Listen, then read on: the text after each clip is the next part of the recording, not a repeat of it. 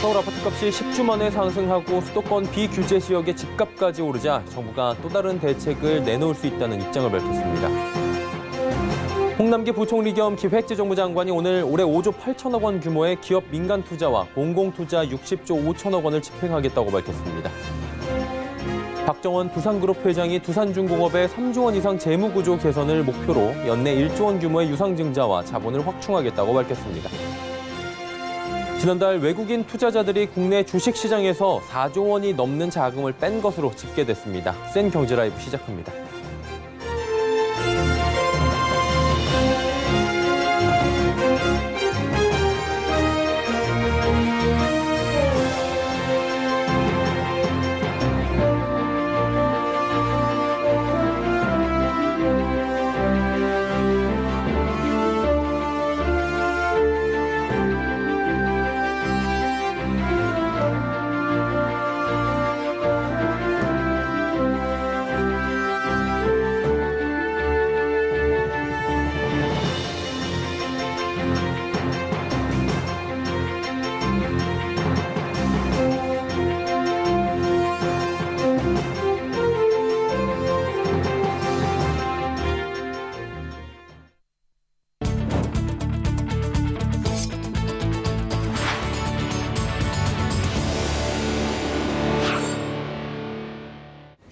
시청자 여러분 안녕하십니까? 센 경제라이브 서정덕입니다. 이번 주 서울 아파트값이 10주 만에 상승 전환했습니다. 인천과 군포, 안산 등 수도권 비규제 지역에서도 주택가격이 오르는 이른바 풍선 효과를 보이는 등 반등 분위기가 나타나고 있는데요. 이에 따라 정부가 부동산 안정을 위한 추가 대책 발표 가능성을 시사하고 나섰습니다. 설석용 기자입니다. 서울 아파트 매매 가격이 10주 만에 상승 전환됐습니다. 오늘 한국감정원 조사에 따르면 서울 송파구는 잠실 마이스 발표 뒤 잠실동 위주로 오름세를 보였고 강남구는 인기단지 위주로 매수세가 유입되면서 상승 반전했습니다. 마포와 용산구는 혼조세를 보이며 보합세를 보였고 그 외 동대문구와 중랑구 등 강북 지역 역시 상승세가 나타났습니다. 수도권 전체적으로 아파트 매매 가격 상승폭은 0.14%를 기록하며 전주보다 0.02% 상승했습니다. 이와 더불어 수도권 비규제 지역에서도 주택가격 상승세가 여전한 모습을 나타냈습니다.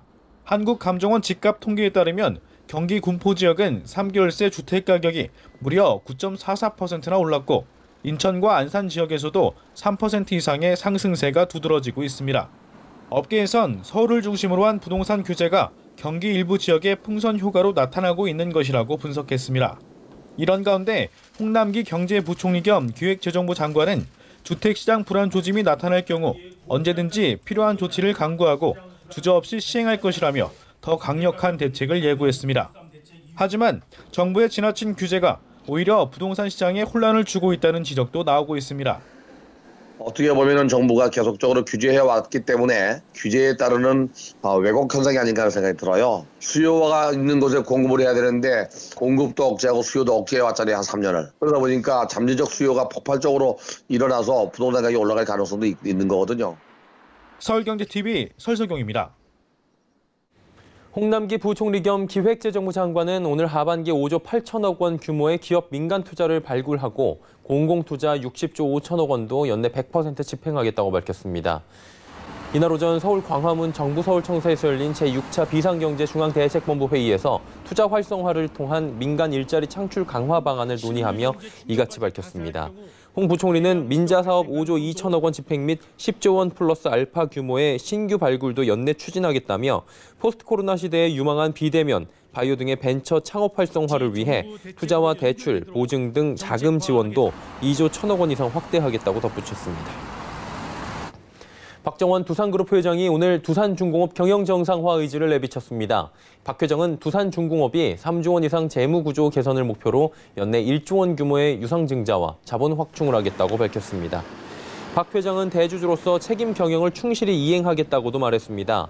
박 회장에 따르면 현재 두산은 두산타워와 일부 보유 지분 및 사업부의 매각을 추진 중입니다. 이를 통해 두산그룹의 자체 재무구조 개선과 두산중공업 자본 확충에 참여한다는 계획입니다.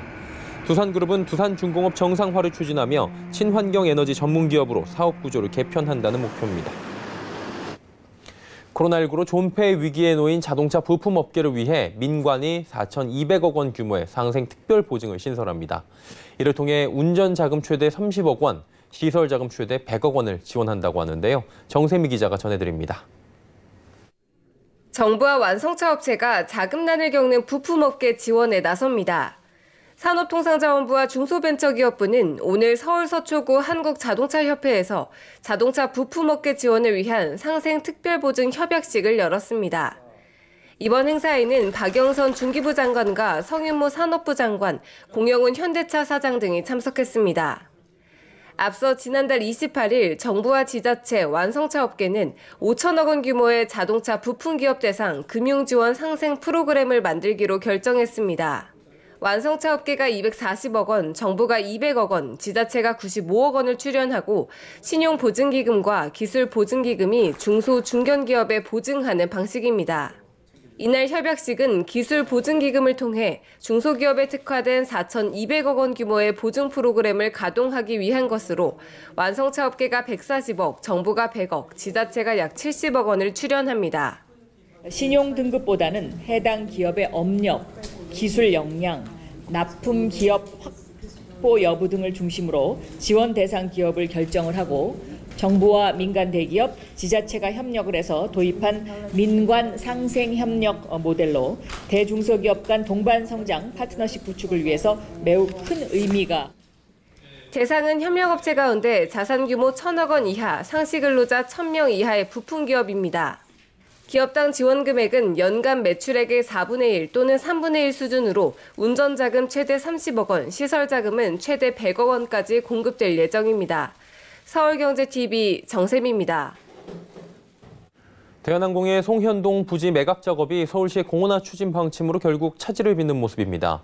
재계에 따르면 대한항공의 부지 매각 주관사인 삼성 KPMG, 삼성증권 컨소시엄이 어제 마감한 송현동 부지 매각 예비 입찰에 아무도 응하지 않았습니다. 투자 설명서를 받아가거나 인수 의사를 내비친 곳이 15군데나 됐는데 정작 마감까지 아무도 매각 입찰 의향서를 제출하지 않은 겁니다. 이는 서울시가 송현동 부지의 공원화 방침을 공개적으로 밝혔고 부지 보상비를 4,671억 원에 책정해 공고하는 등 공원화를 위한 사전 작업에 속도를 내고 있기 때문으로 분석됩니다. 한편 산업은행과 수출입은행 등 채권단은 대한항공에 1조 2천억 원을 지원하며 내년 말까지 2조 원 규모의 자본 확충을 요구한 상황입니다. 대한항공은 이 부지를 팔아 연내 최소 5천억 원을 확충하려 했는데 이 계획에 차질을 빚게 됐습니다. 코로나19 여파로 가장 먼저 흔들렸던 게 금융시장이었죠. 금융당국도 포스트 코로나 시대에 대비하기 위해 분주한데요. 올해 하반기 정책 목표도 디지털 금융 활성화로 꼽았습니다. 유민호 기자가 전해드립니다. 최근 나란히 통장 상품을 출시한 네이버와 SK텔레콤. 인터넷 플랫폼을 기반으로 한 거대 IT 기업, 빅테크 기업이 금융시장에 도전장을 내민 겁니다. 포스트 코로나 시대, 은성수 금융위원장이 오늘 금융발전심의회 전체 회의에서 강조한 것도 빅테크 기업이 몰고 온 디지털 혁신입니다. 금융산업과 빅테크와의 경쟁이 두드러지고 있습니다. 비대면 디지털 혁신의 가속화는 자금 공급자와 자금 수요자를 직접 연결하는 등 자금 중개자로서 금융회사의 존재를 점점 옅게 만들고 은 위원장은 금융과 빅테크 기업이 경쟁하는 시대에 위협과 기회 요인을 진지하게 고민해야 한다고 강조했습니다. 또 초저금리 시대를 맞아 금융회사들은 예대마진이나 자산운용 위주의 생존 방식을 어떻게 바꿀지 고민해야 한다고 말했습니다. 하반기 금융정책 방향을 소개하는 기자간담회에서도 금융 분야 인증과 신원 확인 혁신 방안을 마련하겠다고 밝혔습니다. 편리한 거래에 대한 소비자의 요구를 반영하겠다는 겁니다. 은 위원장은 소비자의 신뢰가 없다면 디지털 금융 혁신은 사상 누각에 불과하다며 동시에 금융 보안도 강화할 것이라고 예고했습니다. 창업 공간 등을 지원하는 사업 혁신기업 천도 본격 가동에 들어갑니다.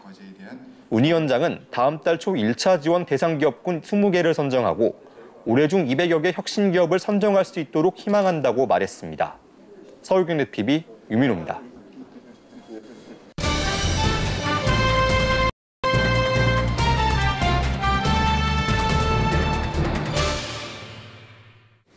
기업은행 디스커버리 펀드 피해자들과 윤종원 행장의 면담이 성과가 없이 끝난 뒤 오늘 이사회가 열렸습니다.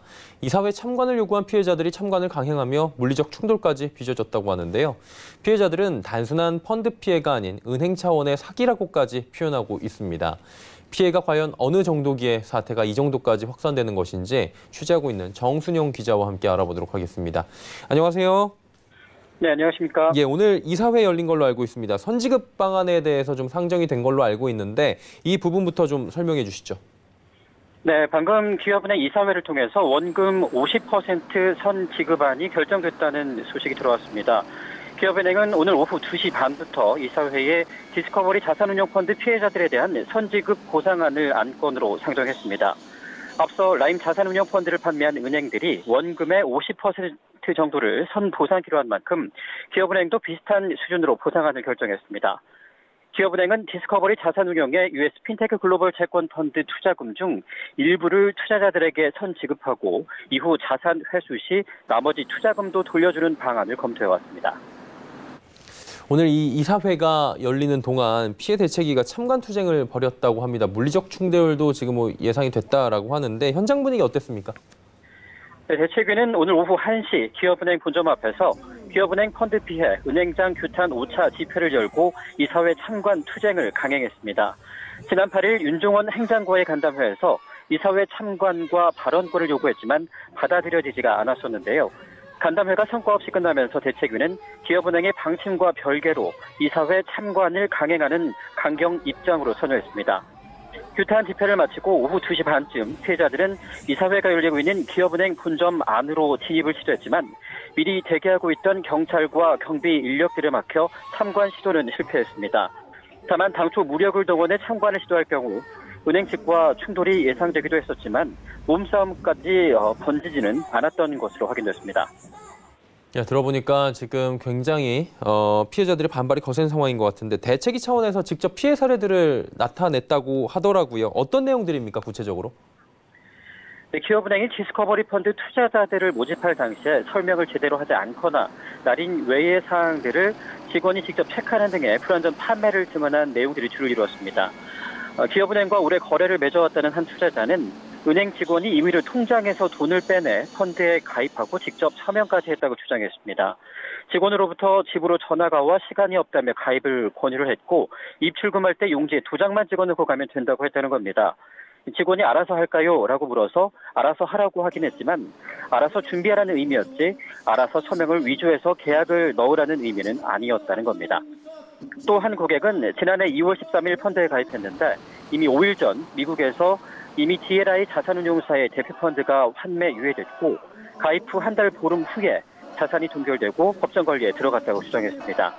구글 검색만 해봐도 대표 펀드가 환매 유예되는 것을 알 수 있었는데도 그러한 사실을 알고도 은행이 거액의 펀드를 가입시켰다는 겁니다. 심지어 은행 지점이 IBK 증권사와 기업은행이 같은 데라면서 똑같은 상품이라고 가입시킨 사례도 있었습니다. 수차례 가입 권유에도 망설이니까 남편 직장까지 찾아가서 위험 등급은 무시하라면서 독촉을 해서 가입을 했는데 은행 직원인 줄 알았던 사람이 나중에 알고 보니 증권사 직원이었고 상품도 IBK 투자증권이었던 사례입니다. 모 회장님이 가입했다가 취소된 구좌가 하나 있어서 가입시켜드린다면서 강권한 사례도 접수됐는데요.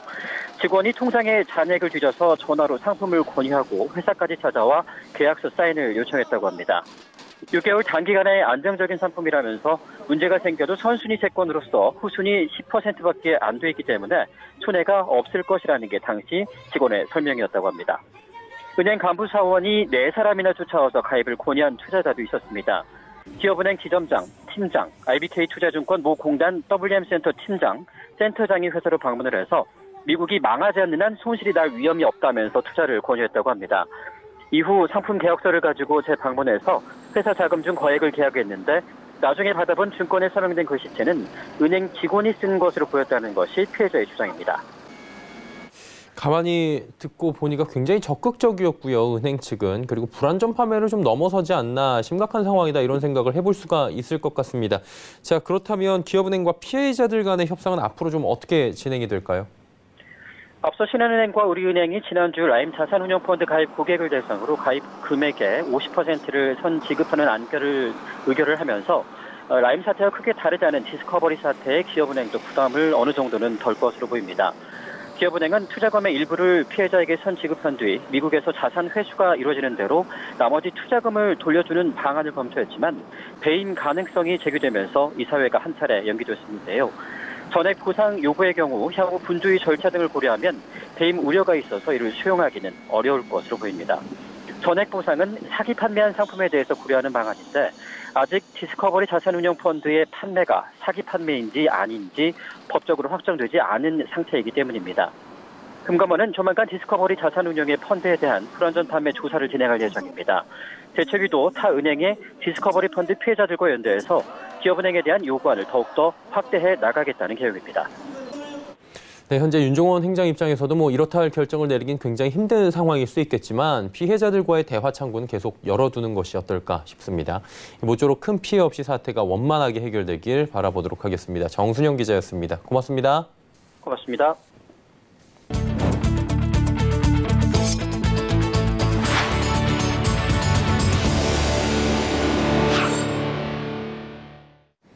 지난 5월 국내 주식시장에서 외국인 투자자들이 4조 원이 넘는 자금을 뺀 것으로 집계됐습니다. 한국은행이 오늘 발표한 자료에 따르면 5월 한 달 동안 국내 외국인 주식 투자 자금 32억 7천만 달러가 순유출됐습니다.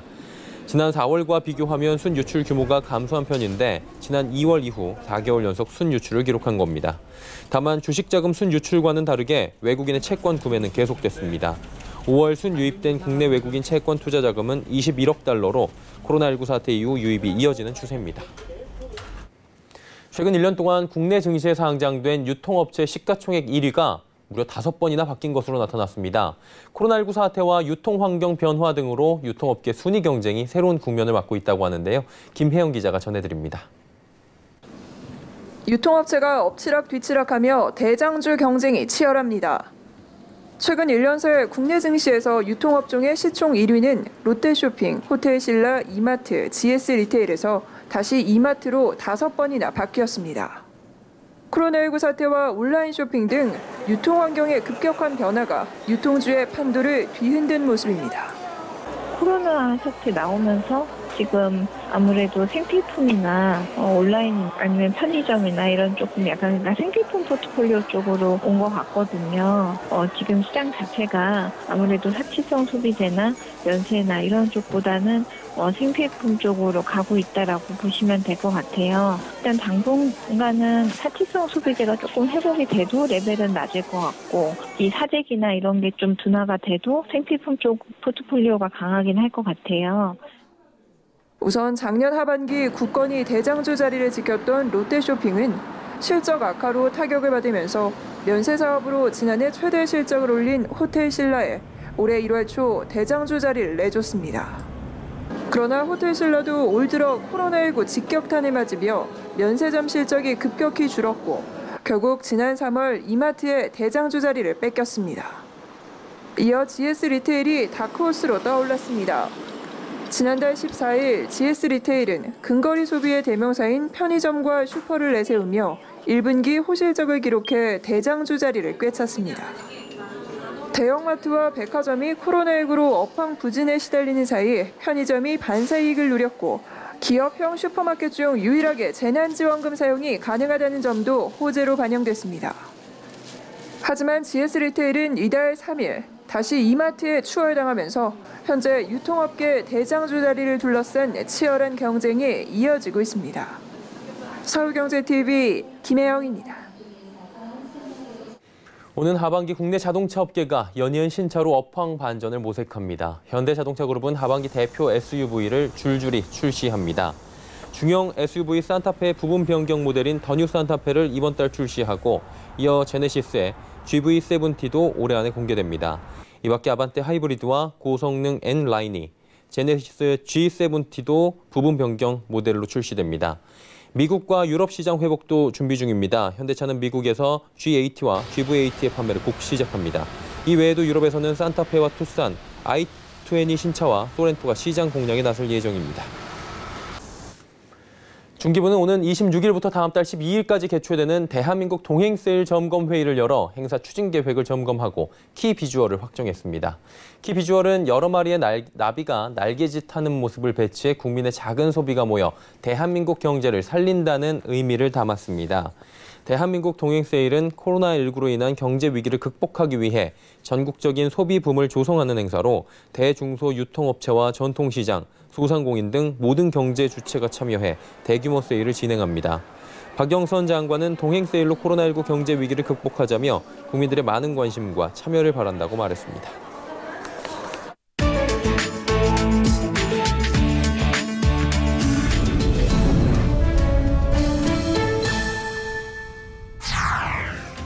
(2020년) 도쿄올림픽 조직위원회가 대회 품질을 보장하면서도 최대한 단순화하는 방안을 모색하고 있습니다. 조직위는 세계가 여러 가지 예상치 못한 문제에 직면하고 있어 경제적이면서 안전하고 지속 가능할 수 있는 대회가 되도록 운영을 간소화하겠다고 밝혔습니다. 이어 경기 비용을 낮추고 근로자 수를 줄이고 통제에 초점을 맞춘 간소화된 계획을 검토하고 있다고 설명했습니다. 다만 선수들에 대한 서비스와 지원은 유지할 것이라고 덧붙였습니다. 조직위는 이번 대회가 관중들에게 즐거움을 주기 위해서는 간소화된 계획에 더 많은 연구가 필요하다고도 강조했습니다. 2020년 도쿄올림픽은 오는 7월 24일 개최될 예정이었으나 코로나19 대유행의 영향으로 내년 7월 23일로 개막일이 변경됐습니다. 아마존이 인종 프로파일링 우려가 있는 안면 인식 기술 레코그니션을 1년간 미국 경찰에 제공하지 않기로 했습니다. 아마존은 정부가 안면 인식 기술의 윤리적 사용을 위해 강력한 규제를 시행해야 한다는 것이 우리의 주장이라며 1년의 유예 기간이 의회가 적절한 규칙을 이행하기에 충분한 시간이 되길 바란다고 밝혔습니다. 아마존의 이번 조치는 지난달 25일 흑인 조지 플로이드가 백인 경찰의 무릎에 목이 짓눌려 사망한 사건을 계기로 미 전역에서 인종차별 반대와 경찰 개혁을 촉구하는 목소리가 높아진 데 따른 것으로 보입니다. 제프 베이조스 아마존 최고 경영자는 흑인 인권운동을 지지하는 자살을 향해 모욕적 발언을 한 고객에게 이뤄서 행복한 고객이라며 강력히 비판하기도 했습니다. 미국에서 흑인 사망 항의 시위 확산으로 인종차별과 연관된 역사적 상징물들이 퇴출당하고 있는 가운데 영화 바람과 함께 사라지다도 청산 대상이 됐습니다. 로이터 통신에 따르면 미 스트리밍 서비스 HBO Max는 바람과 함께 사라지다를 보유 콘텐츠 목록에서 삭제했습니다. 1939년 개봉한 이 영화는 아카데미 시상식에서 10개의 부문을 휩쓴 명작으로 평가받지만 흑인에 대한 고정관념을 고착화하고 백인 노예주를 영웅적으로 묘사해 인종차별적이라는 비판을 받아왔습니다. HBO Max 측은 성명을 통해 바람과 함께 사라지다는 그 시대의 산물이며 불행히도 당시 미국 사회에 흔했던 윤리적, 인종적 편견 일부가 묘사돼 있다고 밝혔습니다. 이어 이런 인종차별적 묘사는 당시에나 지금이나 틀린 것이며 이에 대한 규탄과 설명 없이 해당 영화를 방영 목록에 두는 건 무책임하다고 생각했다고 이번 조치의 배경을 설명했습니다. 벨기에 제2의 도시인 앤트워프가 최근 반인종차별 시위대에 훼손된 옛 국왕 레오폴드 2세의 동상을 철거했다고 로이터 통신이 보도했습니다.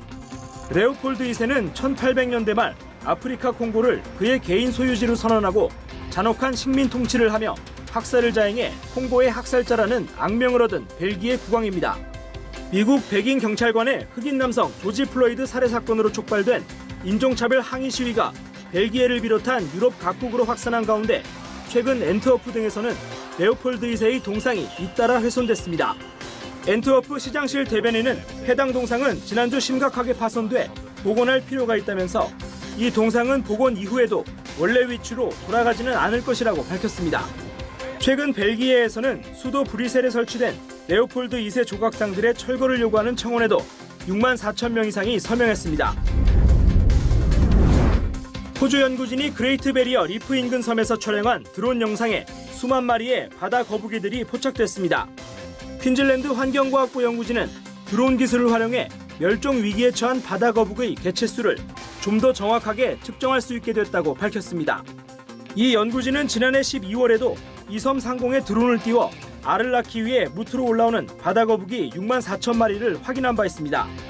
이전에는 연구원들이 거북이 등껍질에 흰 줄무늬를 그어가며 개체수를 확인했는데 이러한 계산 방법은 실제 거북이 수와 차이가 있었던 것으로 판명됐습니다.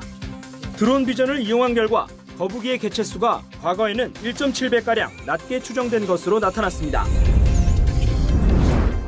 중국이 아프리카 돼지 열병으로 개체 수가 급감한 돼지를 안정적으로 조달하기 위해 대도시 인근에 기업형 돼지 농장을 대거 건설하기로 했습니다. 세계 최대 돼지고기 소비국인 중국은 식량 안보를 위해 이런 결정을 내렸다고 밝히고 있지만 환경보호를 후퇴시키는 정책이라는 우려가 나옵니다. 로이터 통신은 중국 베이징시가 환경보다 식량을 더 우선시하는 정부 방침에 따라 도시 인근에 11개 기업형 돼지 농장을 건설하기로 했으며 난징시, 저장성 등도 비슷한 움직임을 보인다고 보도했습니다. 상주 인구 2천만 명 이상인 베이징시는 오는 2022년까지 관내 돼지고기 수요의 10분의 1을 자체 조달하기 위해 매년 89만 마리의 돼지를 생산해야 합니다. 지난해 생산량의 3배에 이르는 목표입니다. 그러나 이는 돼지 분뇨로 인한 환경오염을 줄이기 위해 물가나 인구 밀집 지역에 있던 20만 개 이상의 돼지 농장을 폐쇄했던 정책을 뒤집는 것이라는 비판이 제기되고 있습니다.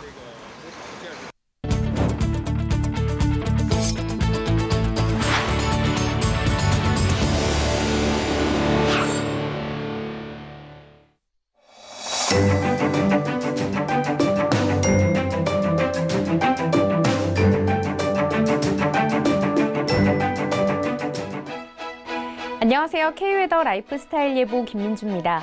오늘은 낮 동안 볕이 강하게 내리쬐며 더웠습니다. 전국 대부분 지역이 30도 안팎의 기온을 보였는데요. 내일도 후텁지근한 더위는 계속되겠습니다. 현재 경북 내륙과 강원 내륙에 폭염특보가 발효 중인 가운데 내일 낮 기온은 서울과 대전, 광주 30도, 대구 32도까지 오르겠는데요. 반면 강릉은 25도 선에 머물겠습니다.